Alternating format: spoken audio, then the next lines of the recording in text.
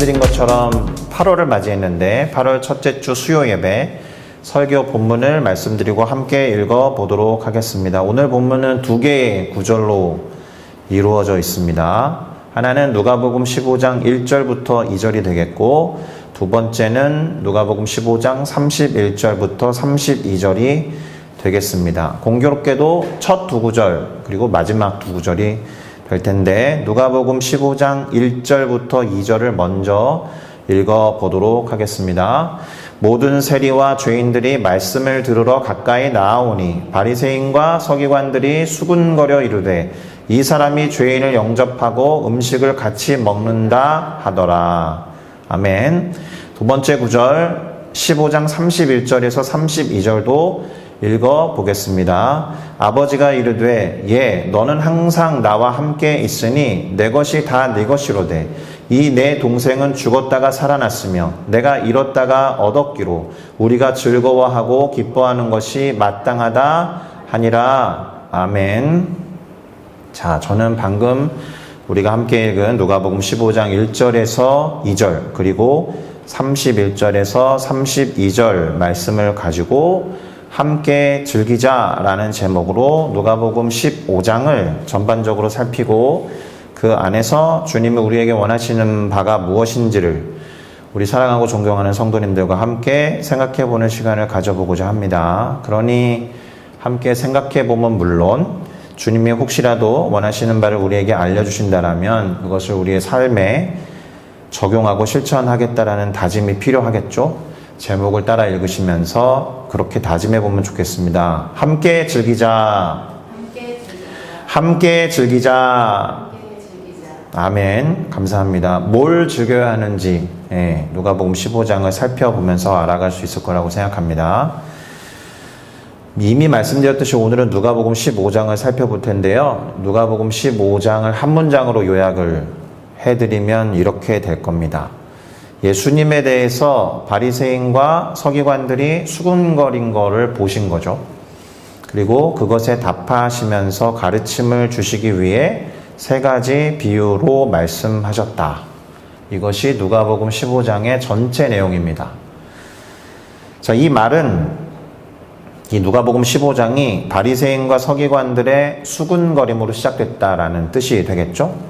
그러니까 그들이 뭐라고 수군거렸는지를 살펴보는 것이 필요하겠습니다. 이미 설교 본문이라고 하면서 1절과 2절을 읽었기 때문에 이미 아실 텐데요. 그들이 예수님에 대해서 이렇게 수군거렸습니다. 이 사람이 죄인을 영접하고 음식을 같이 먹는다. 이렇게 하면서 수군거린 것을 우리가 이미 읽어본 바 있습니다. 예수님께서 죄인들을 영접하고 음식을 같이 먹는 게 이상하다라고 생각한 거죠. 서기관들과 바리새인들이. 그러면 그들은 왜 그것이 이상하다라고 생각하고 수군거렸을까요? 유대인들의 규례에 따르면 죄인들과 함께 식사하는 자도 그 죄인과 같이 죄인으로 규정되기 때문에 그랬죠. 그러니까 죄인이라고 하면은 율법에 따르면 부정한 사람들이니까 하나님께 나아갈 수도 없고 죄의 문제를 해결하지 않으면 부정한 것을 만지거나 접촉하거나 같은 자리에 있으면 같이 부정한 것이 되니까 정결 예식에도 어긋나고 음식법에도 아마 어긋났을 것입니다. 그런데 예수님도 유대인이잖아요.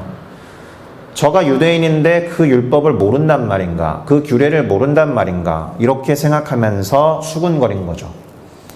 자, 실제로 오늘 본문 누가복음 15장은 모든 세리와 죄인들이 말씀을 듣고자 예수님에게로 가까이 나아왔다라는 구절로 시작하고 있습니다. 말씀을 듣고자 예수님에게로 나아왔다. 한 부류는 말씀을 듣고자 예수님에게로 나아왔지만 이와는 대조적으로 다른 부류들, 곧 바리새인과 서기관들은 수군거렸다라는 거죠. 예수님의 말씀을 듣는 것에 관심이 있었던 게 아니라 다른 것에 관심이 있었다. 어떤 이들은 말씀이 필요해서 예수님에게 나아간 거라면 또 다른 누군가는 그러한 말씀이 필요한 어떤 존재라는 인식이 없이 그것을 뭐라고 하면서 수군거렸다라는 대조의 현장이 1절과 2절에 드러나고 있는 겁니다. 죄인들과 세리들이 예수님에게 나와서 말씀을 듣고자 한 것은 지극히 당연한 거예요. 이유가 뭐죠? 죄인이니까. 그 말씀의 필요성을 알고 있었던 사람들, 뭐 자신들이 죄인인 것을 인정했는지는 모르겠지만 그것을 통해서 어떤 마음의 변화가 일어난다거나 어떤 것을 깨닫는 것이 있었으니까 그것 때문에 나온 거죠. 죄인이니까 말씀이 필요했던 거예요.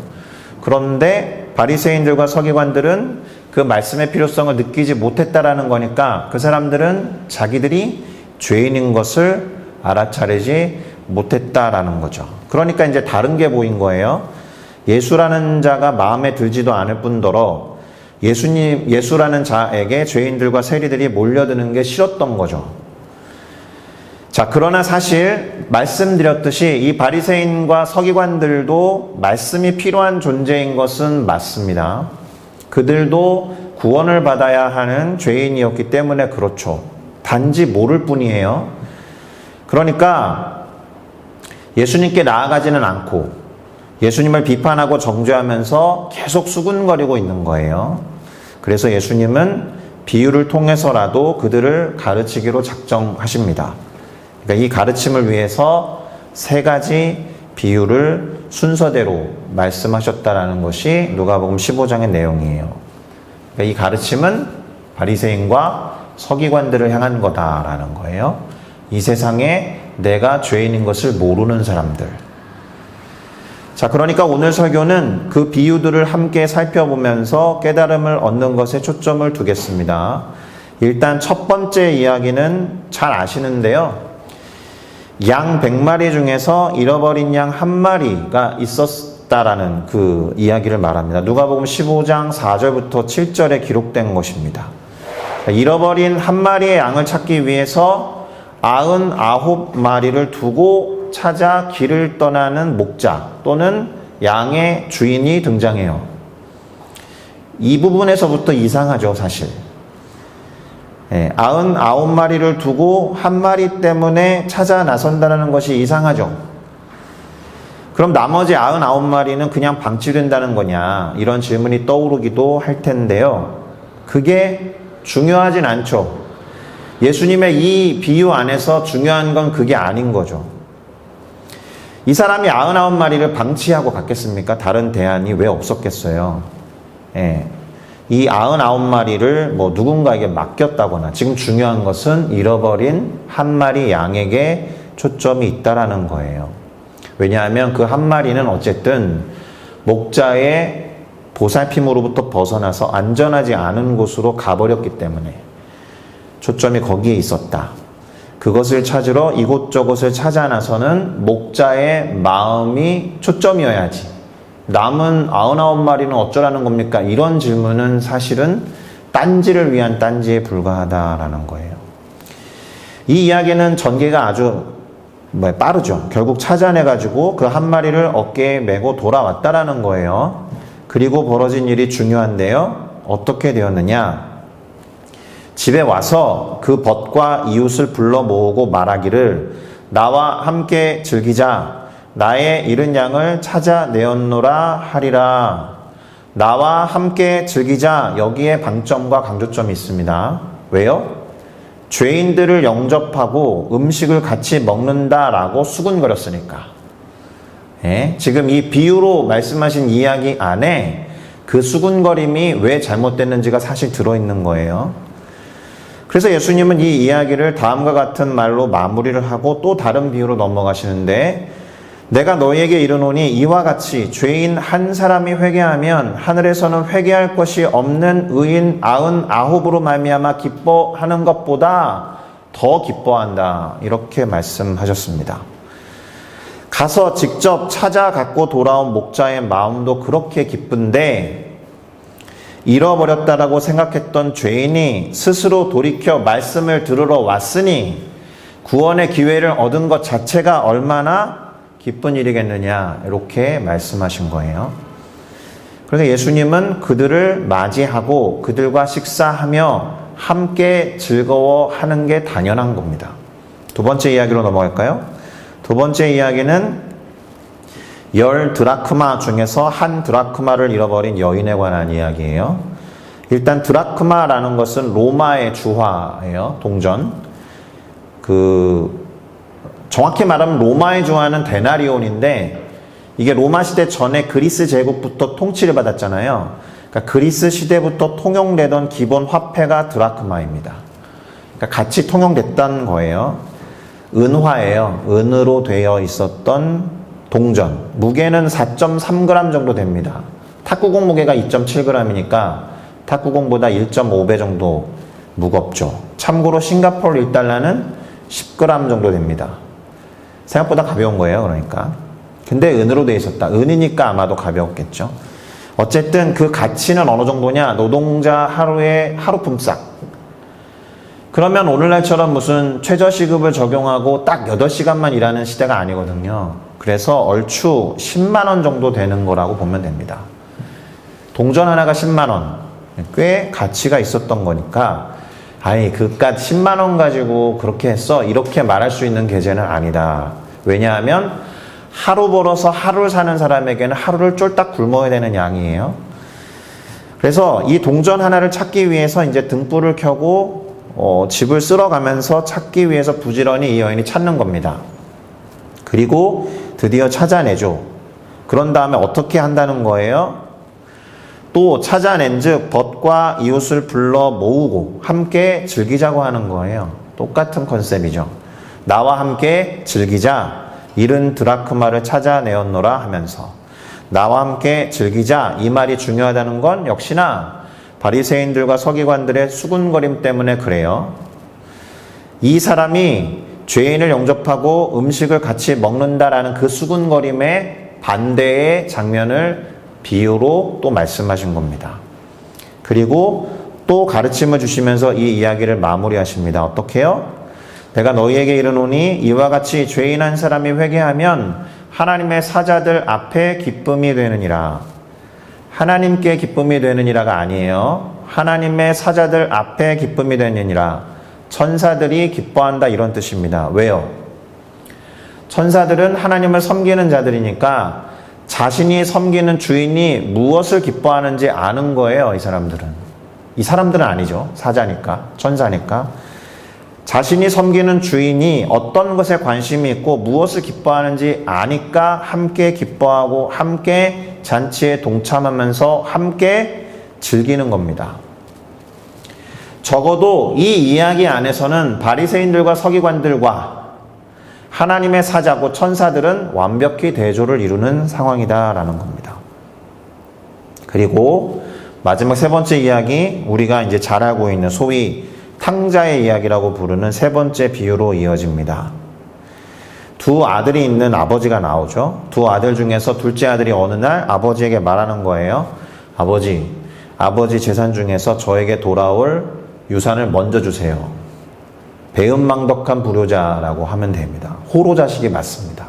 보통은 아버지가 죽음을 목전에 두고 남겨주는 게 유산이니까 아버지가 죽었다라고 가정하고 지금 재산을 달라고 하는 거잖아요.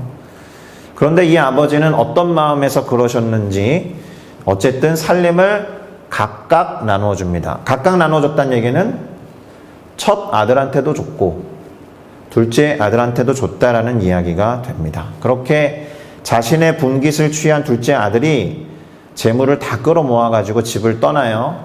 본문은 먼 나라에 갔다라고 되어 있습니다. 안타깝게도 거기에서 호랑방탕한 생활을 하고 재산을 모두 낭비해버린 거죠. 재산을 탕진했기 때문에 살아갈 방법이 막막해요. 게다가 그 먼 나라에 큰 흉년이 들었다는 거예요. 그래서 먹고는 살아야겠고 어쩔 방법이 없으니까 한 사람에게 빌어붙어서 살고 있었는데 그 한 사람이 이 둘째 아들을 돼지를 치도록 보낸 거죠. 들로 보낸 거예요. 배가 너무 고프니까 돼지들이 먹는 쥐염 열매를 같이 먹기까지 합니다. 근데 그마저도 얻을 길이 없게 된 거예요. 왜요? 흉년이 그만큼 심하게 걸렸기 때문에. 그래서 스스로 이제 돌이켜서 생각합니다. 우리가 잘 아는 스토리예요. 내 아버지에게는 양식이 풍족한 품꾼이 얼마나 많은가? 이렇게 질문해요. 속으로. 잘 읽어야 돼요. 내 아버지에게는 양식이 얼마나 풍족한가가 아니고요. 내 아버지에게는 양식이 풍족한 품꾼이 얼마나 많은가예요. 하루 벌어서 하루 품삯으로 살아가는 품꾼이네. 양식이 풍족하다. 근데 그런 사람이 많다. 이 아버지는 엄청난 부자였던 거죠. 그러니까 하루 품삯을 받아가지고 양식이 풍족하게 살아가도 나는 살 수 있겠다. 아들임을 포기하고 아버지에게로 돌아가서 종이 되어야겠다. 현타가 아주 심하게 왔으니까 이제 돌이킨 겁니다. 이렇게 죽느니 아버지께 돌아가서 용서를 구하고 양식이 풍족한 품꾼 중에 하나로 지내도 살 수 있겠다. 그래서 돌아가는 거예요. 집이 보일까 말까 한 먼 거리에 이르렀을 때 자신을 기다리는 아버지를 본 거죠. 본문에는 그렇게 나와 있었습니다. 아직도 거리가 먼데 아버지가 그를 보고 측은히 여겨 달려가 목을 안고 입을 맞추니라고 되어 있습니다. 그러니까 이 아버지는 둘째 아들이 먼 타국으로 떠났던 그날부터 사실은 하루에도 수차례씩 이 아들을 기다리셨던 걸로 볼 수 있습니다. 그래서 아들이 말하죠. 아버지, 제가 하늘과 아버지께 죄를 지었으니 이제는 아버지의 아들이라는 말을 들을 자격이 없습니다. 이렇게 말합니다. 근데 아버지는 그 말에 대한 대꾸를 하지 않아요. 그리고 이렇게 종들에게 명령하죠.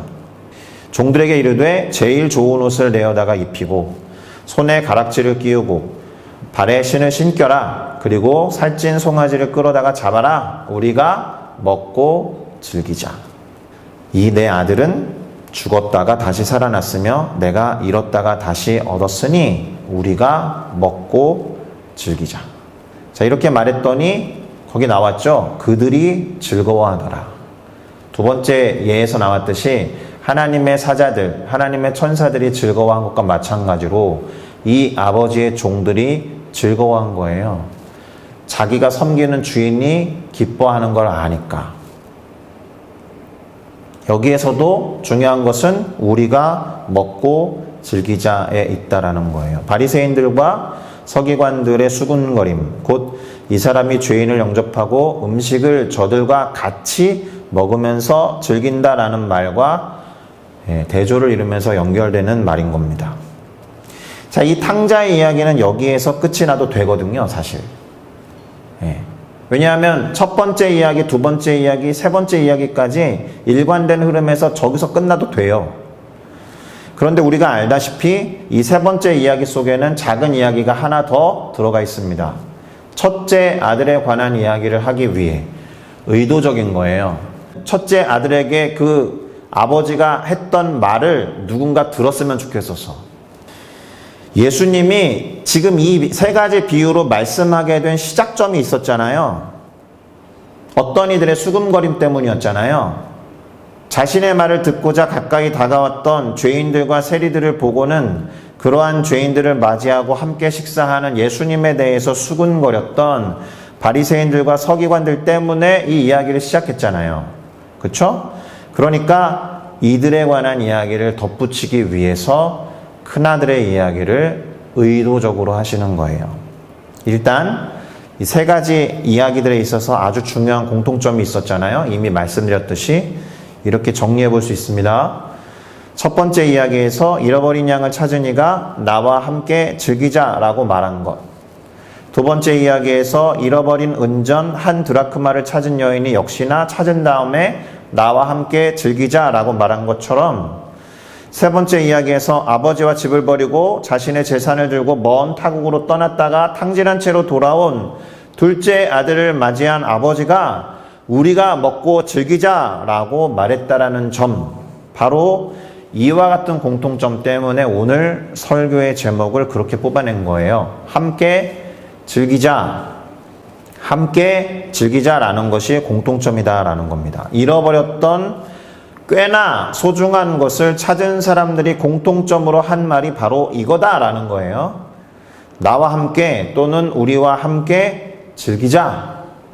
그런데 나와 함께 우리와 함께 먹고 즐기자라고 하는 그 자리에 즐기지 못하는 이들이 있잖아요. 예수님을 향해서 수군거렸던 바리새인들과 서기관들, 그리고 세 번째 이야기에 등장했던 첫째 아들은 즐기지 못하는 사람들로 그려져 있습니다. 함께 즐기지 못했다라는 점에서 바리새인들과 서기관들 그리고 이 첫째 아들은 공통점이 있는 거예요. 이들이 각각 뭐라고 했는지 그들의 이야기를 들어볼 필요가 있죠. 우선 바리새인들과 서기관들은 이 사람이 죄인을 영접하고 음식을 같이 먹는다 판단이 들어 있습니다. 이 사람이 죄인을 영접하고 음식을 같이 먹는 건 잘못된 거야 라는 판단이 들어 있어요. 주님이라고 하는 사람이 음식을 죄인들과 같이 먹고 죄인을 영접하는 건 잘못된 거야, 그 행위를 정죄하고 비판하던 사람들이다 라는 거예요. 그 수군거림의 내용은 그래서 비판과 정죄입니다. 세 번째 이야기에 등장한 첫째 아들이 한 말은 내가 여러 해 동안 아버지를 섬겨서 아버지가 말한 것을 어긴 일도 없고 그랬는데 저에게는 염소 새끼라도 주어서 저의 친구들로 하여금 즐기게 하신 일이 한 번도 없었더니 아버지의 살림을 들고 나가서 창녀들과 함께 삼켜 다 탕진해버린 아들이 돌아왔다는 이유로 그를 위해서 살찐 송아지를 잡으셨습니까? 이렇게 말한 거니까 똑같이 아버지의 행위는 잘못된 겁니다 라고 비판하고 판단하는 겁니다. 맞죠? 그러니까 단순히 함께 즐기지 못했다라는 공통점 이외에도 주님 또는 자신의 아버지가 잘못하고 있다는 판단과 비판을 하고 있다는 점에서 또 다른 공통점이 있다라는 거예요. 바로 이때 첫째 아들에게 답한 아버지의 대답을 들어볼 필요가 있는 거죠. 뭐라고 하셨느냐? 예, 너는 항상 나와 함께 있으니 내 것이 다 네 것인데 너의 동생은 죽었다가 살아났으며 내가 잃었다가 얻었기로 우리가 즐거워하고 기뻐하는 것이 마땅한 일이 아니냐, 이렇게 말한 거죠. 기뻐하고 즐거워해야 하는 이유를 얘야 라고 말하면서 아주 확실하게 드러내신 겁니다. 이 말은 결국 누구를 위한 말이었을까요? 바리새인들과 서기관들에 대한 이야기였다라는 거예요. 세 번째 이야기 속에서 아버지가 첫째 아들에게 한 말은 예수님을 향해서 수군거리며 비판했던 바리새인들과 서기관들에 대한 대답이었다라는 겁니다. 하나님이 지금 무엇을 기대하고 무엇을 소망하시며 무엇을 즐거워하시는지를 바리새인들과 서기관들이 알았어야 했다라는 거죠. 세 번째 이야기에서 아버지가 왜 기뻐하시는지를 큰아들이 알았어야 했던 것과 마찬가지로, 그러니까 죄인들을 맞이하시고 그들과 음식을 같이 먹으신 예수님의 모습이 뭘 보여주는 것이냐? 천국에서 그렇게 잔치를 베푸시고 함께 즐기자고 하면서 기뻐하시는 하나님 아버지의 모습을 보여주신 예다, 이겁니다. 다시 말해서 예수님의 세 번째 이야기에 등장했던 그 첫째 아들도 그렇고 예수님에게 나아오던 죄인들과 세리들을 보면서 수군거렸던 바리새인들과 서기관들도 그렇고 무엇이 하나님 아버지께서 기뻐하시는 일인지를 제대로 알아차리지 못했던 어리석은 사람들이었다는 거예요. 어리석은 사람들이니까 가르침이 필요해서 비유로 말씀하신 겁니다. 그러니 우리에게 적용을 해볼 필요가 있습니다. 1차적으로 다음과 같은 결론을 내릴 수 있습니다. 수군거리거나 불평 또는 원망을 하느라고 잔치에 참여하지 못하고 주님과 함께 즐거워하지 못하는 일은 우리 안에서는 없어야겠다. 교회 공동체에도 이와 같은 일이 얼마든지 벌어질 수 있습니다. 그쵸? 내가 싫어하는 사람, 내가 미워하는 사람한테 신경을 쓰느라고 예배에 와서는 인상을 찌푸리고 하나님을 기뻐하지도 않고 정작 예배를 제대로 하지 못하는 경우가 딱 여기에 해당하는 예가 될 수 있어요. 또는요, 내가 천국에 갔는데 내가 싫어하는 애가 천국에 와 있는 거죠. 그럼 이렇게 생각하면 그때부터 천국은 천국이 아닐 거예요. 그쵸? 내가 싫어하는 사람이랑 영원히 사니까 그게 천국이겠습니까? 천국일 리가 없죠. 자, 일단 우리는 우리가 죄인이라는 사실을 깨닫고 인식해야 해요. 그러니까 주님 앞에 나가는 거죠. 주님의 말씀을 듣고자. 만약에 바리새인들과 서기관들처럼 자신이 죄인이 아니라 그렇게 잘못된 생각과 판단을 갖고 있으면 구원의 필요성을 느끼지 못하게 될 테고, 그렇게 되면 예수 그리스도와 그분의 말씀을 필요로 하지도 않을 것이며, 그 말씀을 듣고 믿음을 취하여 예수님을 영접하고자 그분 앞에 나아가는 자들과 예수님에 대해서 수군거리기밖에 더하겠느냐. 그러느라고 잔치에 참여하지도 또 즐거워하지도 않을 테죠. 더불어서 예수님의 세 번째 이야기에 나온 첫째 아들처럼 하나님 아버지께서 함께하고 계셔서 당신의 모든 것이 내 전부라는 사실을 망각하고 다른 것에 시선을 두는 이는 감사보다도 뭘 하겠어요? 원망과 불평을 앞세우게 될 것이고, 다른 이에게 베푸시는 하나님의 은혜와 구원을 기뻐하거나 즐거워하지 못하게 될 거다. 그러느라고 잔치에 참여하지도 않고 아버지 하나님과 기뻐하지도 않을 테죠. 주님이 잘못한 겁니다. 그렇게 불평하고 원망하면서 첫째 아들처럼. 자, 그러니 우리들에게 이렇게 물어볼 필요가 있겠습니다. 세 가지로. 우리는 죄인이어서 주님과 주님의 말씀을 필요로 하는 사람인가? 아니면 죄인임을 깨닫지 못하고 교만해서는 다른 이들의 구원에 대해서 수군거리는 사람인가? 또는 함께 하시면서 공급하시는 하나님과 하나님의 사랑을 인식하지 못하고 감사하지 못할 뿐만 아니라 그렇게 구원을 받고 하나님의 은혜를 받는 다른 이들을 마치 둘째 동생을 시기하고 질투라도 하듯이 불평하는 사람인가? 그렇게 돌아볼 필요가 있겠습니다. 자, 이제 설교를 마무리하면서 정리를 해보겠습니다. 사실 이 누가복음 15장에는 드러나지는 않지만 예수님과 우리들의 모습이 나타나요. 예수님의 모습이 어떻게 오버랩되느냐 하면 예수님이 사용하신 비유의 소재들이 있거든요. 뭐가 있었죠? 양, 그 다음에 동전, 그리고 아들. 우리가 잘 알듯이 예수님은 어린 양으로 이 땅에 오셨습니다. 그리고 예수님은 제자였던 가룟 유다의 배신으로 은전, 동전 30에 팔려가셨어요. 그리고 예수님은 하나님의 아들이셨습니다. 예수님이 이 세 가지 비유에서 소재로 쓰셨던 양, 동전, 아들 모두 예수님과 대단히 관련이 있는 소재였다. 그래서 이 15장 안에는 예수님이 숨겨져 있는 겁니다. 바로 여기에 우리의 모습을 또 투영시킬 수 있어요. 무슨 말일까요? 우리는 잃어버린 양이었을 테고, 우리는 잃어버린 동전이었을 것이고, 우리는 잃어버렸던 아들이었다라는 거예요. 우리가 그렇게 잃어버려서 다시 찾은 바가 되었기 때문에 하나님과 하나님의 천사들이 잔치를 베풀고 기뻐하며 즐거워해야 하는 이유를 갖고 있으셨다. 그것이 사실입니다. 그래서 이 누가복음 15장의 결론이 무엇이겠습니까? 이 15장에서 예수님은 바리새인과 서기관들이 수군거렸던 대상이셨지만, 그러나 당신의 비유에 등장하는 양, 동전, 아들과 같은 우리들을 기꺼이 찾아오셨고 기다리셨으며 결국 맞이하셔서 잔치를 베풀고 기뻐하시는 아버지 하나님의 마음을 보여주셨다라는 거예요. 할렐루야. 기꺼이 찾아오시고 기꺼이 기다리시고 기꺼이 맞이하시는 우리의 주님이라는 사실을 기억할 필요가 있겠습니다. 할렐루야. 그 하나님을 찬양하고 경배해야 될 이유가 여기에 있는 거죠.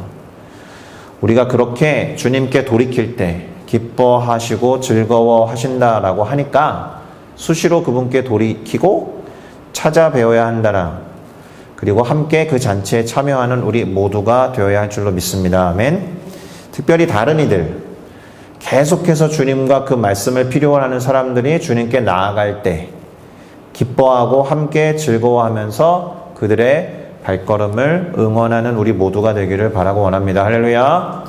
마지막으로 그 발걸음에 동참함은 물론 아버지께서 베풀어 주신 잔치로 그들을 초대하고 또 그들을 인도하는 우리 모두가 되어야 할 줄로 믿습니다. 그렇게 되기를 그리스도 예수의 이름으로 축복합니다. 할렐루야.